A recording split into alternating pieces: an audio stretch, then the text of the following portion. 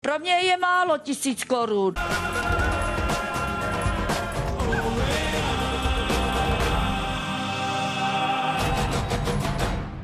Dobrý večer, lidi, co jste v obyváku nebo na sedačce. Moje jméno je Jolanda. I chlapi mají svoje dny. Vaše vztahy budou nadále vám dobře kvétat. Ukažte svoje světlo. Tady vidím velký špatný. Jedeme. A je. Musí mít hladnou hlavu. Zaplať pánbu. Dneska opět žijeme. Tady vidím boží oko. Pozor. Pane Bože, to jsem se bála. Všechno se to bouří. Nepřepínejte kanela. Ale já ne, já jsem čistá bytost. A opět jedeme. Nespínkejte. To není normální. Čím starší, tím je dokonalejší. I ten špatný člověk na každého spadne.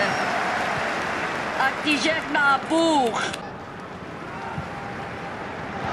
Spadlo to. Tvoje budoucnost hodně míří vysoko. Tak, jaj Bože můj, hoď tam tu sůl na někoho, tam z okna. A já cítím s váma. Jaj, chudák.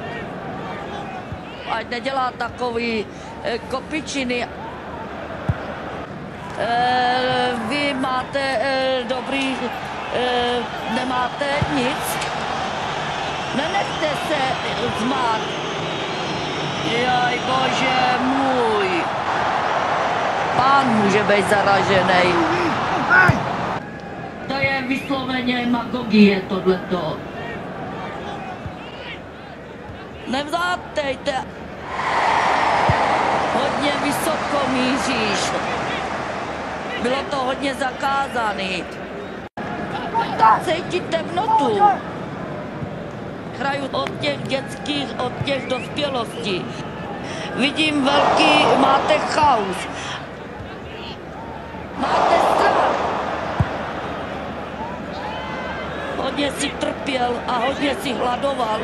To je zlá nemoc tohleto. A on hodně trpěl, protože trpěl.